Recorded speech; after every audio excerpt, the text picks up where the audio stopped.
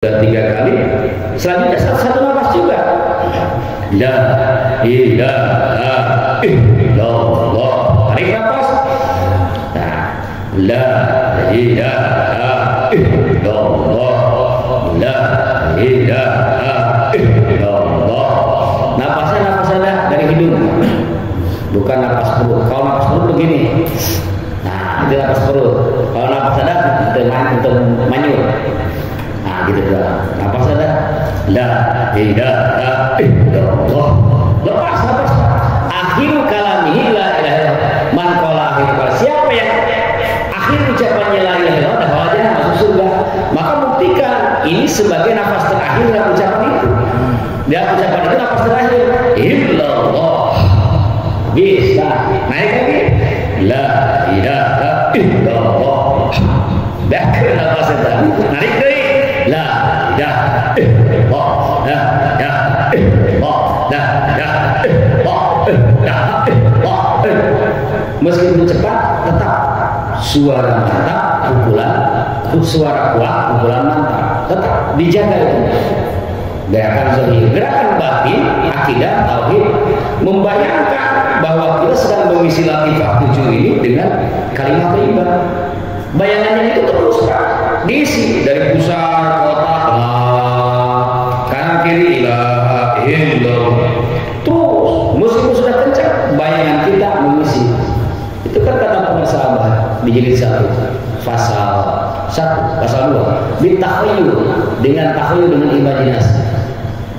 Sehingga manakala imajinasi kita, bayangan kita sibuk dengan membayangkan pengisian daya terhadap 7 latifah itu, tidak akan masuk bayangan yang lain.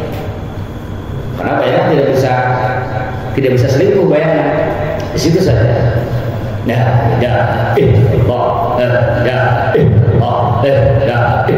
itu syarat berzikir. Syarat berzikir ada. Ini syarat sah zikir yang 3 ini. 1 wudu, ini syarat sah zikir. 2 suara kencang, kuat. 3 pukulan. Ini syarat sah. Ya. Syarat sah berzikir. Syarat sah sebelum zikir talqin. Itu. Kan di sholat juga ada syarat sholat, ada syarat sah sholat. Itu. Ini syarat sebelum zikir talqin. Ya. Kemudian robito. Syarat sah zikir punya wudu, suara kuat, pukulan mantap. Syarat keberhasilan zikir make dasi. Nah, dasi dawam, sidik, ikhlas. Dawam terus-terusan zikirnya, tidak pernah capek, tidak pernah berhenti. Sedang gembira, sedang susah, terus zikir. Sedang sibuk, sedang santai, terus zikir.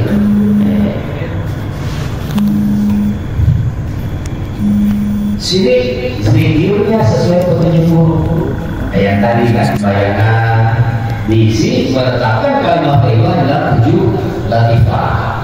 Kemudian suara yang kuat, pukulan yang mantap. Ini petunjuk guru. Sidik.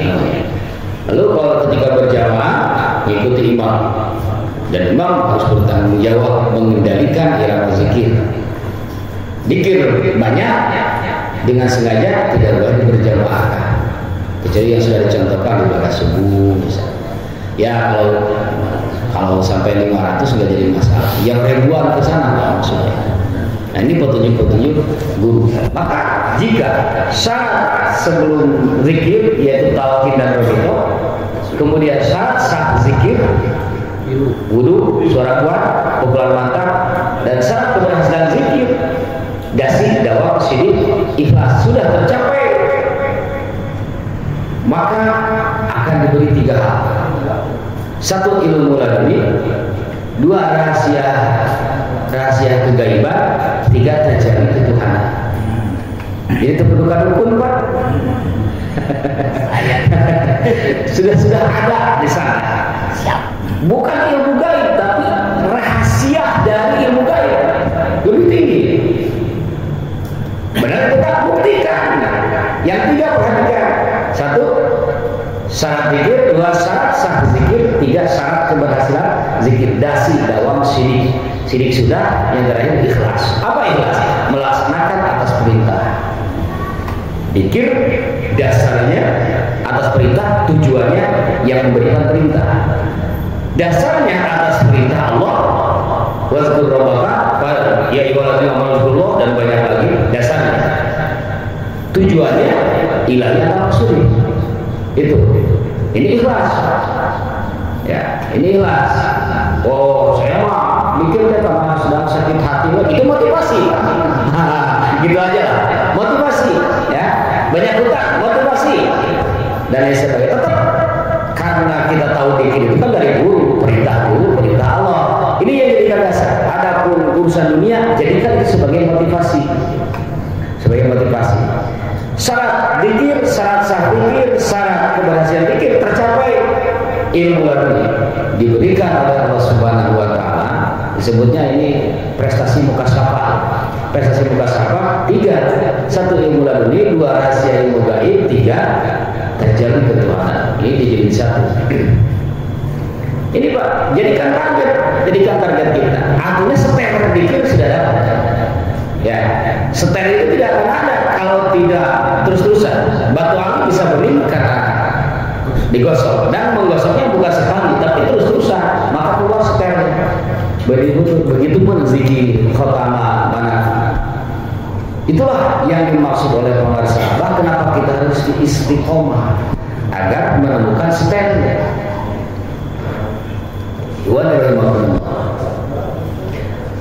Selanjutnya tadi tentang zikir berjamaah.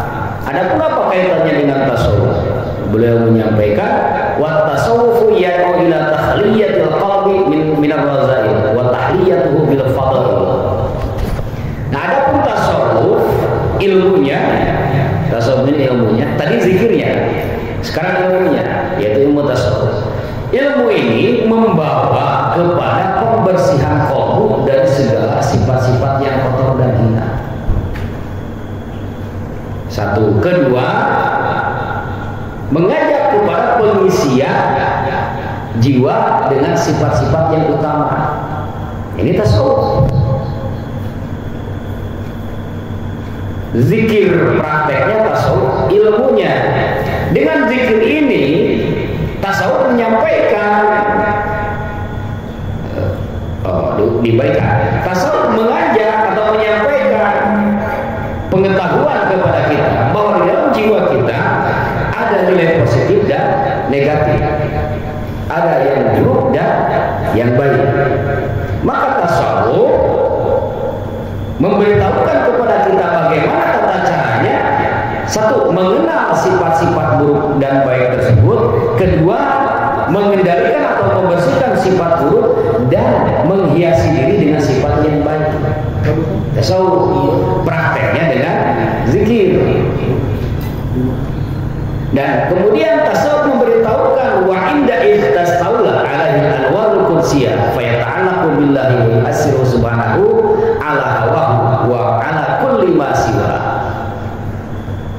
Kata tasawuf, maka ketika sifat buruk diproses, dikendalikan, dibersihkan, kemudian sifat-sifat yang baik ditetapkan, dihiaskan kepada jiwa kita, maka ketika itu sudah tercapai, jiwa kita akan diliputi al-anwarul qudsiyah, cahaya-cahaya kesucian, cahaya-cahaya zikir. Akibatnya dalam kehidupannya qalbu akan senantiasa cumantel ke Allah, akan senantiasa bergantung kepada Allah, akan mencapai ayat Allah Subhanahu wa yu'asiruhu subhanahu ala hawahu ala kulli masiwa. Dan Allah akan memberikan jejak kepada jiwanya, kepada qalbunya, satu bagiannya, jejak Allah akan ditetapkan kepada jantung jiwanya. Apa jejak Allah? Ya jejak kebaikan. Apa jejak Allah? Pada Nabi menjadi mukjizat, kepada wali menjadi karomah, kepada orang soleh menjadi ma'unah. Mana jejak Allah? Ada orang minta doa lagi sakit, bismillah, bismillah, cager. Tak ada jejak Allah. orang bisa luar, cek si Aki aja. Ngadu apa eta, bin atau cagernya, cara aja. Begitu. Tapi boleh jadi dalam istilah hisabi akhirahnya belum ada jejak. Ya, dalam itu belum ada jejaknya. Tetapi dalam yaqdi al-hajat sudah ada jejak. Gitu. Supaya tercapai maksud. Oh ini belum ada jejak dalam itu, tetapi ya rafi'an darajat ada jejak. Datang orang mencalonkanku, doa saja. Apa doanya? Oh ya rafi'an darajat sudah. Allahumma ya rafi'an darajat. Wahai zat yang maha mengangkat derajat, angkatlah derajat orang tersebut. Begitu maksudnya. Ya rafi'an darajat, tidak perlu angkatlah ya Tuhan derajat orang ini. Oh ternyata Ustaz ada jejaknya ditolak balak, ada orang diancam mau dibunuh dan sebagainya. Minta doa, Allahumma ya rafi'an baliyat idfa'an nusa idfa'an, tolaklah ya Allah balai dari orang tersebut. Boleh jadi seperti itu. Ada orang yang memang diberi jejak dari semua amalannya dia dapat, gitu. Ada hanya sebagian. Itu tergantung kalau dalam ikhtiar tergantung zikir kita. Pada hakikatnya tergantung limpahan anugerah dari Allah. Nah itulah tasawuf. Manakah sifat buruk sudah dikendalikan, dibersihkan, sifat-sifat baik sudah terwujud di dalam akhlaknya, memancar di dalam langit pikirannya, maka jiwanya akan diliputi oleh cahaya-cahaya kudsiyah. Kenapa demikian? Li'annahu jalla jalaluhu azza sa'nu huwal matub wal mardud wal mahbub. Kenapa begitu? Kenapa jiwa itu sampai kemudian diliputi oleh cahaya kudsiyah? Karena kan zikir itu tujuannya adalah Allah. Zikir itu tujuannya adalah Allah Subhanahu wa taala, yang dituju, yang dicintai, yang disukai.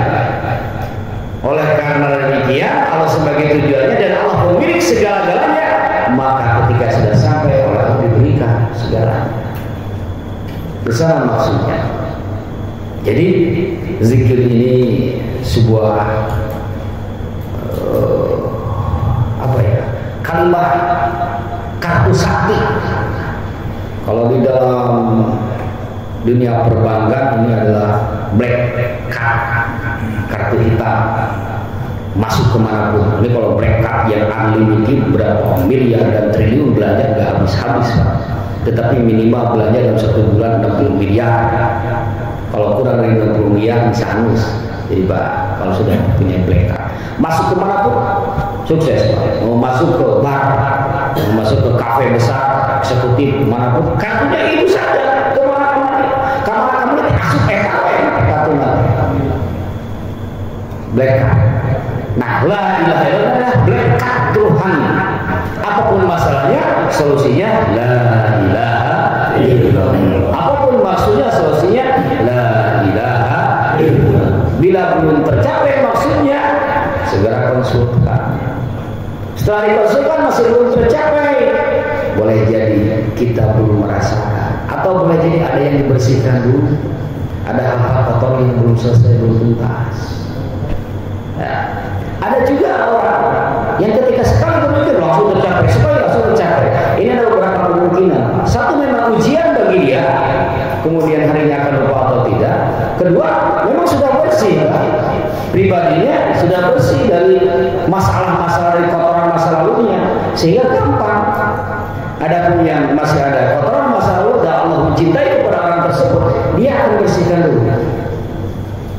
Pak Akhirat saya dikasih uang 10 juta, Pak Ustaz juga dikasih uang 10 juta. Pulang ke rumah ternyata rumah Akhiratnya kotor, banyak lambat lancar, bahkan plafonnya ada yang sudah rusak, catnya ada yang banyak lumutnya dan sebagainya. Akhirnya 10 juta ke 5 juta dipakai beres rumah. Sementara Pak Ustaz Hakim pulang ke rumah, rumahnya bersih, nggak usah beres-beres rumah, sudah shopping aja 10 juta. Betul. Pak Kira tema 5 juta orang balanya. Seperti itu. Kenapa harus berkata seperti itu? Karena kita sudah yakin bahwa la ilaha illallah pasti begitu sebagaimana disampaikan oleh para guru dan Nabi Shallallahu Alaihi Wasallam. Pasti begitu, tidak ragu. Kalau tidak yakin begitu berarti ragu. Kalau ragu berarti tidak iman. Jadi itu berbahaya. Kumaha cara ngomong gitu? Ya dikira perlu pada dua ya gitu. Tidak hanya dikira tolak bala berarti gitu. Riado khusus itu. Jadi riado khusus itu ada karena satu untuk men-sweeping yang sebelumnya, kedua untuk mengangkat jiwanya, untuk mengangkat. Semuanya selalu ada jalan keluar manakala kita selalu membimbingkan kepada guru kita yang hidup atau yang disebut dengan Syekhun Hayy. Ikhwani rahimakumullah, kata para sahabat, ibtida'una ilaihi. Minhum ibtida'una wa ilaihi ibtida'una. Karena ini adalah bekatnya kalimat thayyibah ini, maka kata beliau dari situlah kita mulai dan dari situ dan ke situ juga kita sampai. Dari la ilaha illallah kita mulai dan kepada la ilaha illallah kita sampai. Dari kalimat thayyibah kita start dan kepada kalimat thayyibah kita finish. Dari kalimat thayyibah kita meniti dan ke kalimat thayyibah juga kita sampai di puncak harapan. Ini berarti menguatkan bahwa la ilaha illallah sebagai solusi dalam berbagai permasalahan kita. Ikhwan rahimakumullah. Kemudian beliau memberikan statement dari berbagai Quran hadis bahwa Allah Subhanahu wa taala telah menjadikan dunia sebagai daru taklifihi, sebagai dunia pelimpahan tugas dan wewenang dari Allah, sementara akhirat sebagai daru tasyrifihi, sebagai negara untuk memuliakan, negara kemuliaannya. Dunia adalah daerah teritorial Tuhan untuk makhluk Allah, jin dan manusia melakukan tugasnya. Sementara akhirat adalah daerah kemuliaan yang Allah ciptakan bagi orang-orang yang berprestasi, sekaligus hukuman bagi orang-orang yang membangkang. Walam yukalifuna fi dunya muhal wa ila makal fa mungkinan yahtaju li mujahadati az-zahirah wal batinah. Dan tidak mungkin dan tidaklah Allah menetapkan dunia ini sebagai tempat kita bertugas. Allah tidak mungkin memberikan tugas yang tidak bisa kita laksanakan. Allah pasti memberikan tugas itu sesuai dengan kemampuan kita.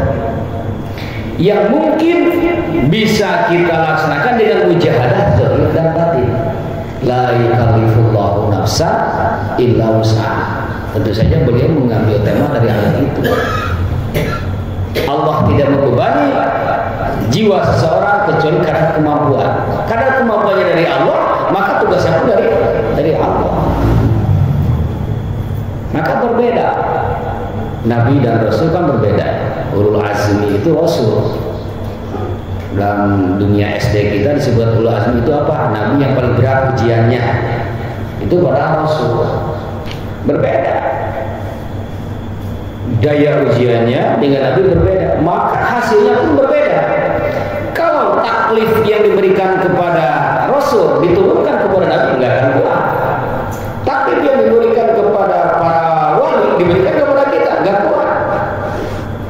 Coba kita diberi jamaah, wa Allah 1 juta kalau batin.